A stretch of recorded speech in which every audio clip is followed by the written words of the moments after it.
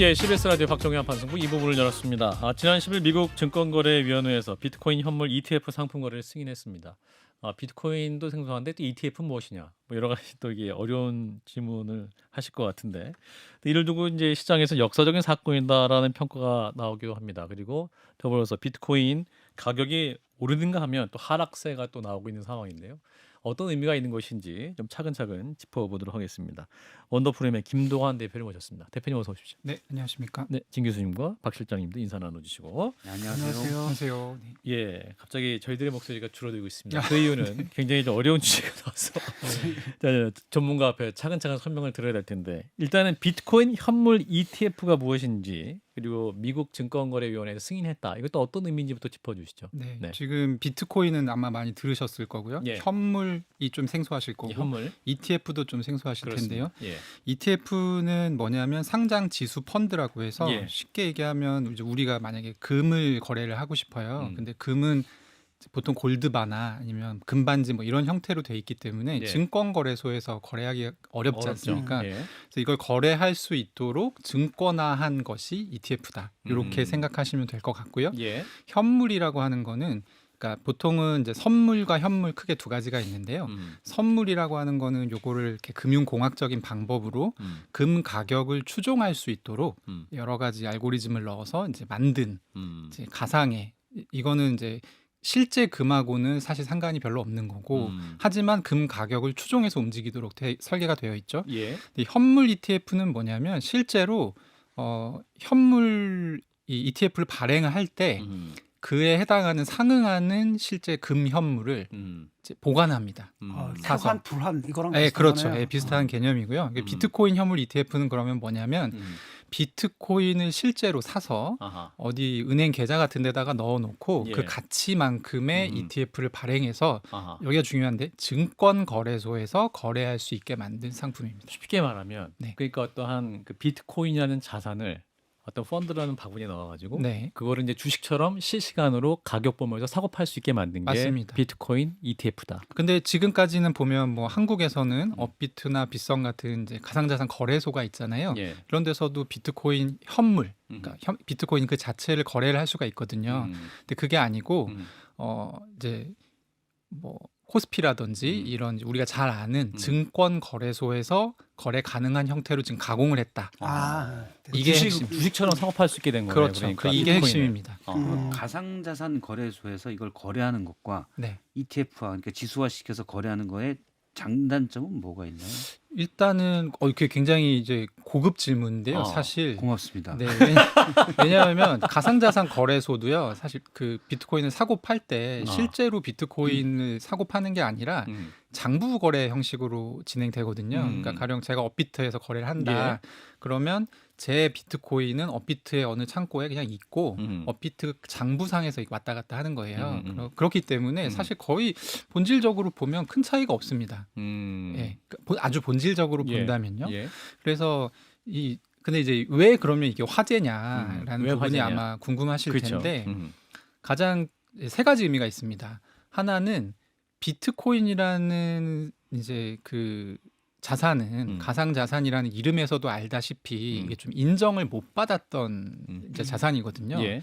그런데 이게 말하자면 월가의 거래소, 뭐 나스닥 거래소나 이런 곳에서 다른 주식들과 동등하게 거래가 될 수 있는 지위까지 올라왔다라는 그렇죠. 의미가 하나가 있는 거고요. 그렇죠. 그리고 두 번째로는 이렇게 올라오게 되면 규제의 어떤 톤이 달라지게 됩니다. 지금까지는 그냥 무시하거나 아니면 좀 약간 막대하거나 이런 게 가능하지만 예. 이게 나스닥에서 거래하고 거래한 사람이 이렇게 많은데 그렇게 할 수 없거든요. 그래서 다른 자산에 준해서 규제가 이제 따라가게 되는 측면이 있습니다. 이게 두 번째 효과고 마지막으로는 이제 암호화폐, 가상화폐 거래하시는 투자자들이 기대하시는 효과인데요. 예. 이게 뭐냐면 아까 말씀드렸다시피 현물 ETF 같은 경우는 ETF 발행 과정에서 실제 비트코인을 사야 돼요. 발행사가. 그래서 실제 시장에 매수세가 들어가는 효과가 있습니다. 그래서 이제 이전에는 없었던 가령 이제 암호화폐 비트코인 같은 경우는 이제 투자하는 게 좀 어려워서 음. 사실 이제 저희 아버지나 아버지 세대들은 좀 어려워하시거든요. 그렇죠. 네, 많이 투자 어려워하시는데 그런 분들은 하고 싶어도 지금까지는 못했다고 봐야 돼요. 그 펀드를 하는 이유도 그거잖아요. 그렇죠. 사실은 네. 뭐 무슨 주식을 사야 될지 모르니까 펀드 매니저에게 맡겨서 이제 펀드를 하는 거고. 네, 그래서 그분들이 음. 시장에 들어올 수 있는 효과가 첫 번째로 있고 아하. 두 번째로는 한국에서도 지금 보면 법인들이 암호화폐 사고 팔기가 상당히 까다롭습니다. 아하. 근데 요거 가능하게 됩니다. 아하. 자, 그런데 이 비트코인 출범이 2009년에 됐던 거죠. 네. 근데 이 출범 자체가 금융위기 온 다음에 어떤 탈중앙화 네. 해서 제도권 안에서 하는 거 하지 말자 해서 나온 건데 이게 지금 어떤 의미에서 지금 제도권 안으로 들어가는 시초 모델이 된 거 아닙니까? 그렇다고 볼 수 있죠. 예. 그럼 이게 비트코인 취지랑 좀 다르다. 그래서 비트코인을 신봉하는 분들은 이거 뭐하냐 또 이게 반대할 수도 있을 것 같은데. 이단이다. 네. 이단이다. 예. 그렇게 보시는 분도 일부 있는데 일부 있는데. 그러니까 사실 탈중앙화라는 게 네. 그런 사람들, 그러니까 비트코인을 처음 만든 사람이 그런 음. 취지로 만들었다고 해서 예. 이 자산의 성격이 그대로 쭉 가는 게 아니거든요. 아하. 탈중앙화라는 거는 아하. 이 자산을 쓰는 사람들이 어떻게 생각하냐, 다수가 오히려 약간 이런 거에 영향을 받거든요. 음. 그래서 처음 만든 취지가 그랬다 하더라도 예. 나중에 쓰는 사람들이 나는 뭐 현물 ETF 더 좋은 것 같은데 이렇게 된다면 뭐 아무 문제 없는 것이고요. 아하. 근데 이제 생각의 다름들이 있는 거고 예. 실제로 지금 말씀하신 부분들에 대한 지적이 있습니다.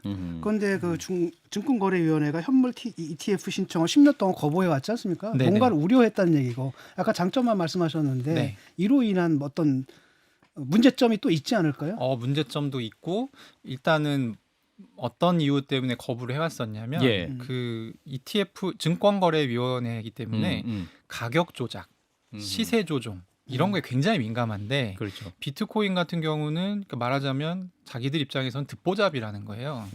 이게 뭐 어디서 어떻게 누가 얼마를 가지고 거래를 하는지 알 수가 없고 그리고 너희들이 소유주가 명확하지 않으니까. 소유주도 명확하지 않고 그렇죠. 근데 그 부분은 많이 해결됐어요. 왜냐하면 실제 이제 코인베이스라든지 이런 이제 제도권 규제를 받는 암호화폐 거래소가 생기면서 업비트도 그렇고 여기는 다 그러니까 실명 인증을 한 사람들만 지금 거래를 받고 있거든요. 예. 그래서 그 부분 많이 해결됐는데 어쨌든 이제 그 부분이 좀 우려가 된다는 거죠. 예. 그래서 이제 거부를 계속 해왔었는데 이게 왜 갑자기 통과가 된고 하니 사실 이제 선물 ETF 같은 경우는 일찌감치 승인을 해줬었어요. 그래서 거래가 되고 있었는데 이 한 회사하고 소송전이 붙었습니다. 아하. SEC가 몇 년 전에. 예. 그래서 자기가 가지고 있는 금융 상품을 현물 ETF로 바꾸려고 하는데 승인을 해줘라. 그랬더니 이제 SEC에서 거절을 한 거예요. 예, 미국 증권거래위원회에서 예. 거절을 해서 이거 부당하다라고 법원에 소송을 걸었더니 법원에서 너네 선물 ETF는 승인을 해줘놓고 왜 현물은 안 된다고 해? 이거 좀 이상하네? 아하. 라는 판결이 올해 이제 8월에 났습니다. 그래서 예. 사실 이 판결 때문에 어쩔 수 없이 승인이 됐다고 보시는 게 맞고 그 실제로 이제 월가에서도 블랙록이라고 하는 세계 최대 이제 자산 운용사가 있는데요. 여기서는 굉장히 전향적인 이 자세로 이 비트코인 현물 ETF를 실제로 신청해서 지금 사업을 하고 있고 예. 다른 모든 자산들을 토큰화하겠다. 뭐 이런 얘기까지 하고 있어요. 예. 근데 2등인 이 뱅가드라는 곳이 있거든요. 여기서는 이번에 이제 통과가 됐잖아요. 상품이 출시가 됐는데 예. 그 상품들을 다 자기 플랫폼에서 내렸습니다. 거래를 못 하게 했어요. 어허. 그러니까 이제 어떤 플랫폼이냐 어떤 운용사냐에 따라서 이제 약간 투자 철학의 문제가 있는 것이고 어쨌든 통과는 됐습니다만 지금 좀 지켜봐야 되는 약간 그런 상황입니다. 통과는 됐지만 그게 이제 실현될 때는 사람마다 다 다르고 네네. 회사마다 다 철학이 다르고 이러니까. 그렇죠. 그래서 어쨌든 이제 제도권은 통과를 한 것이고 예. 이게 실제로 누구나 지금 보면은 이제 은행별로 우리는 이 자산은 다루지 않겠어라는 은행이 없잖아요. 사실 예. 보통 한 은행이 다루면 다 다루잖아요. 근데 그런 상황은 아니라는 것이죠. 그러니까 SEC 위원장이 거래 승인하면서도 우리는 현물 비트코인 ETF 거래를 승인했지만 비트코인을 승인하거나 지지하지는 않는다 이렇게 말했잖아요. 그러니까 아직도 불신이 있다는 거고 그렇죠. 어떤 문제점을 좀 우려하고 있다는 거잖아요. 그렇죠. 이분 같은 경우는 이제 본인이 SEC 위원장이니까 문제가 터지면 책임을 져야 되는 자리인 예. 것이고 그러니까 본인이 볼 때는 가상자산이 아직 위험하다. 투자 뭐 여러 가지 위험성이 있고 ETF 아직 때가 아닌 것 같다라는 얘기를 여러 차례 했었고요. 근데 이제 이번에 통과가 어쩔 수 없이 되니까 또 투표는 통과 쪽에 투표를 했어요. 이분이. 아 그래요? 네. 그러니까 왜냐하면 이제 한국이랑 미국이랑 약간 분위기 차이가 있는 것 같은데 예. 미국은 소송을 예상되는데 이걸 통과 안 시켜줄 수는 없는 거잖아요. 예. 사실은 이미 이제 선례가 만들어졌는데 예. 그런 측면이 있어서 해준 것 같고 근데 이제 실제로 이분 시각이 맞을지 어쩔지는 좀 두고 봐야 되는 문제인 것 같습니다. 저는 한 10년 넘게 전에 비트코인 기사를 봤었고 한 7, 8년 전에 8, 9년 전에도 뭐 친구들이 야 앞으로는 이거야. 네. 비트코인. 성격 급한 친구들이 얘기했을 때 지금 생각하면 그 친구들의 말을 들었어야 되는데 아, 그때는 이제 이건 정말 네. 가상해. 네. 그냥 디지털 신호지 이게 무슨 화폐 기능을 아, 하냐라고 생각을 했었거든요. 네. 그리고 이제 10여 년 전부터 사실 관련 기사가 있었는데 나중에 이게 정말 화폐 기능을 할 거다라는 그 장밋빛 미래였죠. 네. 근데 이번에 SEC에서 이걸 승인을 하면 음. 권위를 부여하는 거잖아요. 그렇죠. 근데 이게 일종의 투자 상품 말고 실질적인 화폐 기능을 할 수 있는지 아, 저는 그게 좀 궁금해요. 그러니까 화폐 가치는 아직까지 인정되지 않고 있고 자산으로서의 가치는 인정되고 있는데 네. 이게 이제 화폐 가치 인정까지 갈 수 있느냐 이게 예. 화폐로 실제로 쓰는 나라가 있습니다. 예. 엘살바도르에서 엘살바도르에서는 있죠. 쓰고 있고요. 예. 그리고 보통은 어떤 나라에서 화폐처럼 사용이 되냐면 주로 법정 통화의 가치가 굉장히 불안정한 나라들, 아르헨티나 같은. 네, 남미나 예. 뭐 이런 곳에서는 많이 사용이 되고요. 비트코인이 화폐로 사용할 수 없는 물리적인 이유가 있었어요. 이게 이제 블록체인이니까 10분에 하나씩 블록이 체결이 되거든요. 이게 무슨 얘기냐면 제가 뭘 사요. 그러면 이게 그 사람한테 넘어갈 때까지 최소 10분이 걸린다는 얘기예요. 아. 그래서 그 자리에서 10분을 이렇게 기다려야 기다려야 되는 이게 이제 2017년에 많이 얘기됐던 그런 톤인데 예. 그 사이에 여러 가지 기술들이 나와서 사실 아. 이제 실시간 거래가 가능한 그러니까 실제로 지금 화폐처럼 사용해도 무리가 없는 수준까지 기술은 올라와 있습니다. 근데 굳이 이거를 화폐로 쓸 것이냐 하는 문제가 있고요. 그리고 동시에 이게 그렇게 화폐처럼 사용될 수 있는 기술이 올라오는 그 사이에 CBDC라고 해서 아마 한 번씩 들어보셨을 텐데 중앙은행에서 발행하는 디지털 통화를 CBDC라고 하거든요. 예. 이것도 똑같이 사실 디지털 화폐처럼 사용할 수가 있거든요. 그래서 굳이 비트코인을 그렇게 쓸 필요가 있느냐라는 문제는 저도 가지고 있는 사실 문제의식이고 다만 제가 아까 말씀드렸다시피 자기 자국 통화 가치가 위험한 나라는 실제로 이게 사용되고 있다. 그런 나라는 이제 이게 변동성이 더 작으니까 네, 그렇죠. 예를 들어서 이걸 쓸 수 있지만 사실 어느 정도 규모가 되는 또 경제 무역을 하는 나라에서는 이처럼 변동성이 크다면 화폐로서의 가치가 사실 없는 거여서 그러니까 화폐로서의 쓸모가 없는 거여서 베네수엘라 더 같은 위험해서 나라라서는 그렇죠. 쓰겠는데. 요 우리나라는, 얘기가 영향가가 좀 있을 것 같은데 예, 예. 이런 말씀을 많이 하시는데 요게 약간 뒤집힌 사례가 2022년에 이제 우크라이나라고 러시아가 전쟁을 했잖아요. 예. 이제 러시아가 영란은행에 금을 굉장히 많이 놔뒀었는데 그게 다 장부상금이었어요. 당연한 거겠죠. 이제 금 현물은 영란은행 지하에 있고, 예. 근데 이걸 이제 동결을 시켜버리니까 갖다가 쓸 수가 없게 된 거예요. 이때 이제 불거졌던 문제가 스위프트라고 하는 서방 세계 국가들 위주의 어떤 금융 네트워크, 우리가 은행 쓰는 게 지금 예. 스위프트인데요.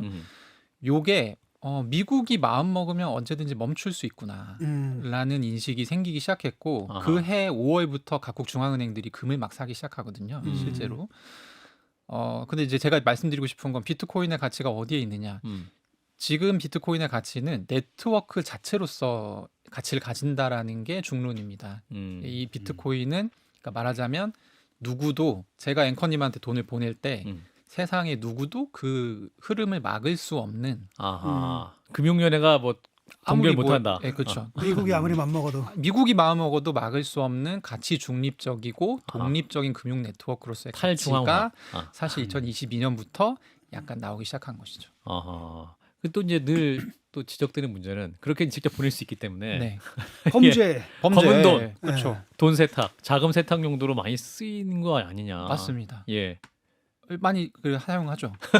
근데 그 메리트가 네. 그러니까 사실은 그 메리트는 굉장히 한정되어 있는 거거든요. 어떤 극한적인 상황, 뭐 우크라이나 전쟁과 같은 어떤 극한적인 상황이나 베네수엘라 같은 어떤 극단적인 상황에서는 의미가 있지만, 네. 그러니까 주식 같은 경우는 뭐 저는 잘 모르지만 네. 그래도 그 기업의 투자 뭐 이런 것하고 연동이 돼 있는데 비트코인은 도대체 그 경제를 위해서 뭘 하는가? 경제를 위해서 뭐 실물 제가 경제. 실물 경제 음. 제가 아까 말씀드렸다시피 그러니까 이제 비트코인 자체가 하나의 저는 건강한 어떤 경쟁 압을 불러오는 효과가 있다고 생각하고요. 왜냐하면 비트코인 없었으면 CBDC 안 만들어졌을 거거든요. 근데 지금 막 다 디지털 시대로 가고 있고 당연히 통화 자체, 화폐 자체도 그렇게 가야 되는 게 맞잖아요. 예. 그런 측면이 저는 있다고 말씀드리고 싶고 그리고 또 사람 일이 앞으로 어떻게 되는 건지를 모르기 때문에 예.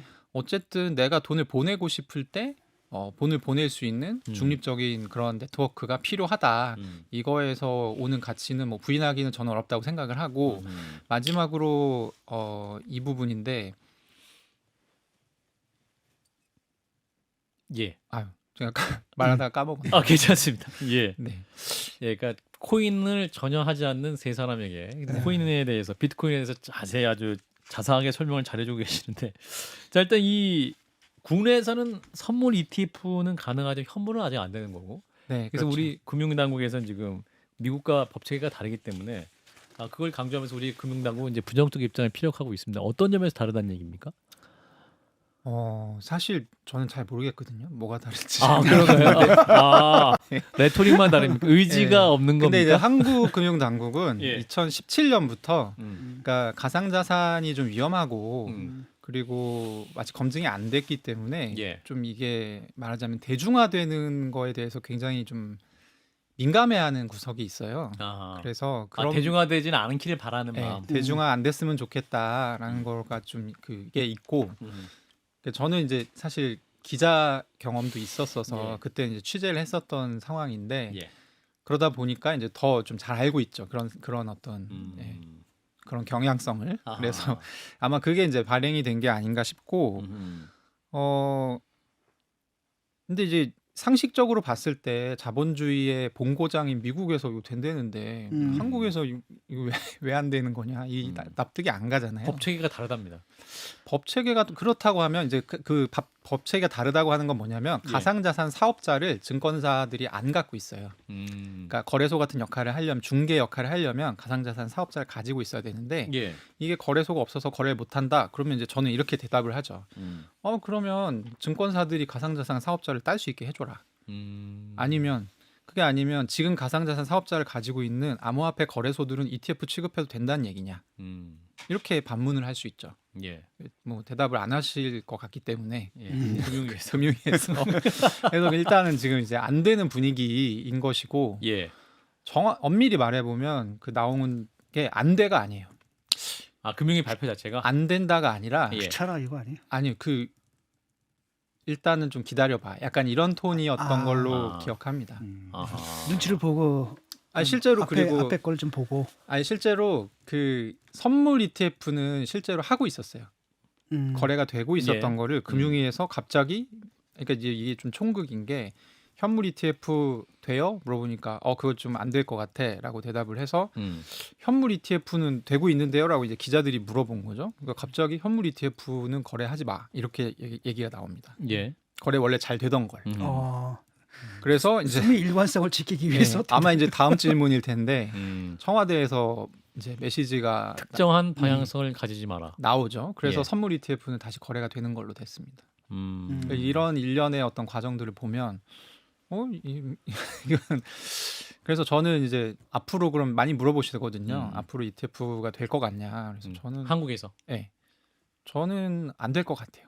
당분간. 대표님 생각은 되어야 한다 안 되어야 한다. 돼야 되죠. 왜냐하면 한국에서 지금 법인들이 음. 비트코인 투자할 수 있는 방법이 없습니다. 거의 없어요. 근데 저는 약간 이런 신기술을 보면 그런 느낌이 들어요. 그러니까 챗GPT 그것도 마찬가지 오픈 소스인가요? 그 회사에서 이제 AI에 대해서 일부는 이거 너무 빨리 발전하고 있고 인간이 통제할 수 없을 것이다. 곧 위험성 그래서 규제해야 된다는 의견이 있고 또 한 쪽에서는 왜 이 좋은 걸 규제하냐? 일단 개발을 열심히 해야 된다는 의견도 있잖아요. 네. 그래서 처음에 챗GPT 만든 회사에서 그 대표가 나갔다가 뭐 다시 들어오는 이런 일도 벌어졌는데 사실은 위험하지만 각국이 이 위험한 기술을 먼저 따내기 위해서 경쟁하느라고 방치하는 경향도 있거든요. 그래서 디지털 가상자산도 약간 그런 게 있잖아. 잘은 모르지만. 네. 그러니까 이게 어떻게 보면 중앙은행을 무력화시키는 게 아니라 환율 문제도 있고 그다음에 금융을 통한 경제를 통제하는 정부의 가진 정책 수단도 있는데 각국이 앞으로 신시장이 이거다 하니까 규제를 자꾸 풀고 그러면서 그냥 서로 규제 없이 덤벼드는 건 아닌가. 라는 그런 잘 모르는 네, 제가 사람 생각났어요. 입장에서 개인 생각. 생각났습니다. 개인 아까 아까 말하고자 하는 게 말하려고 하는 게 생각났습니다. 이거였어요. 네. 이거였어요. 좋은 질문자야. 예, 예. 굉장히 좋은 질문을 오늘 여러 개를 예. 이게 이제 어떤 부작용이 뻔하게 예상되는 상황이 있어서 그러면 이거를 연구를 해서 뭐 막아야 되냐 아니면은 굉장히 그냥 어떤 무논리로 야 무조건 안 되니까 하지 마 이렇게 예. 해야 되는 거냐. 아하. 근데 저는 이제 전자가 맞다고 생각하는데 아. 가령 이제 제가 많이 드는 예입니다. 지금 어디까지 왔냐면 가상자산 기술이 예. 비자에서 카드를 발급받아요. 음. 암호화폐로 결제할 수 있는 카드가 있습니다. 그러면 내가 돈을 해외에서 벌어서 나의 암호화폐 지갑으로 암호화폐를 받은 다음에 그걸로 그냥 한국에서 결제를 하고 다닐 수가 있어요. 이거 국세청에 잡혀요, 안 잡혀요? 어떻게 안 잡히겠죠? 안 잡혀요. 음흠. 그거 어떻게 할 거예요? 그러니까 무조건적인 어떤 안 돼. 뭐 이런 식으로 나가게 되면 이런 거에 대응한 아, 능력이 현저히 떨어질 수밖에 없는 거예요. 그래서 이미 시장에서 이루어지고 있는 게 앞서 나가고 있는데. 그렇죠. 이제 암호화폐 사기를 막으려면 그 암호화폐 하는 그 질 나쁜 사기범들이 어떻게 사기치는지 봐야 돼요. 연구해야 되고 아하. 그리고 저걸 어떻게 선제적으로 막을 수 있는지 고민을 해야 되고 이런 부분들이 있는데 약간 저는 한국에서 이제 암호화폐 관련한 업을 하는 사람으로서 예. 한국 정부가 약간 그런 부분들이 조금 약한 것 같다라고 해서 아쉽고 아까 CBDC 말씀드렸고 한국은행에서 사실 이제 이 비트코인 ETF 처음 나왔을 때 예. 한국은행장이 메시지를 냈어요.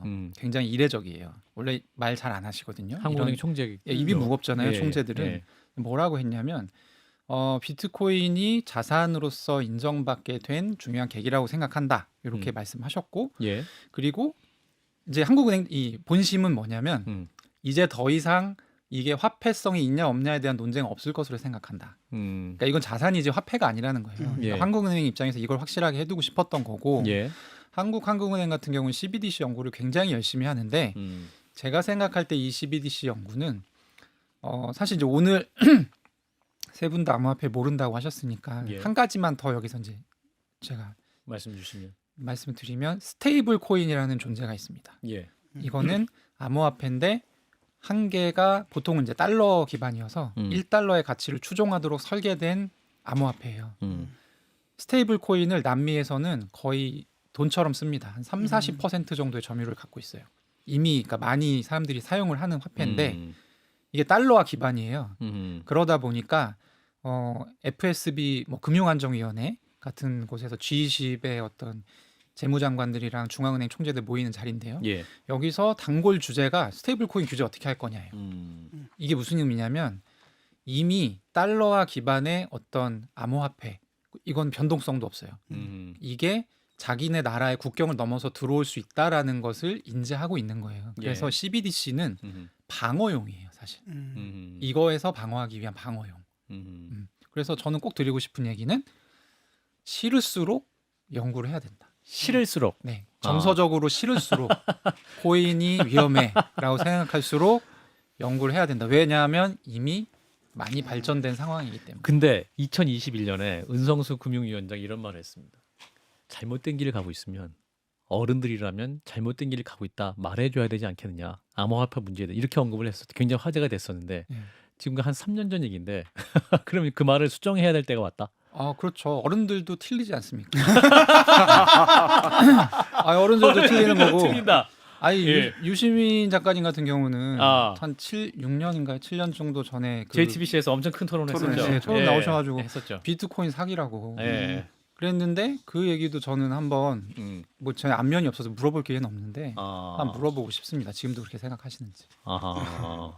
그러면 사기를 지금 SEC에서 아하. 파생상품 기초자산으로 그냥 아니. 승인을 해준 꼴이 되니까. 근데 뭐 ETF 이게 그러면 사실 저 비트코인 시장에 이게 호재잖아요. 네. 근데 올랐다가 이게 떨어졌거든요. 이건 왜 그런 겁니까? 그거는 약간 속사정이 있는데요. 예. 지금 10개 정도의 ETF가 이번에 출시가 됐거든요. 그 중에 하나가 그 소송에서 승리한 그레이스케일이라는 회사의 GBTC라는 상품이에요. 근데 이 GBTC는 원래 투자 신탁이어서 암호화폐 비트코인 투자를 하고 싶은데 마땅한 투자 방법이 없는 기관 투자자들이 전통적으로 투자를 많이 했었던 상품이에요. 예. 이 상품 특징이 돈을 넣을 수는 있는데 빼기가 굉장히 힘들어요. 그래서 여기 이제 환매하기 어려운 비트코인이 62만 개가 쌓여 있었는데 얘가 ETF로 전환이 되면서 이 62만 개가 사실 언제든지 나올 수 있는 상태로 스위치가 켜진 겁니다. 그래서 이제 실제로 지금 11일부터 이제 미국 시간 11일부터 거래가 시작됐고 예. 오늘이 25일이니까 한 2주 정도 됐잖아요. 예.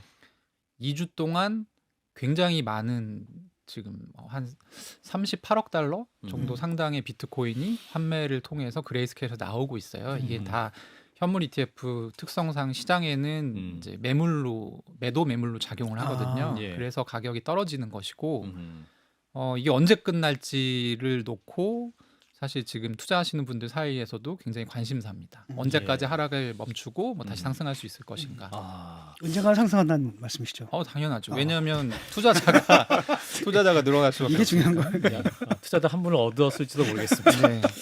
자, 굉장히 재밌는데 또 모시고 이 코인 관련 문제 있을 때 대표님과 함께 하나하나 궁금증 풀어보도록 하겠습니다. 자, 김동완 원더프레임 대표였습니다. 고맙습니다. 네.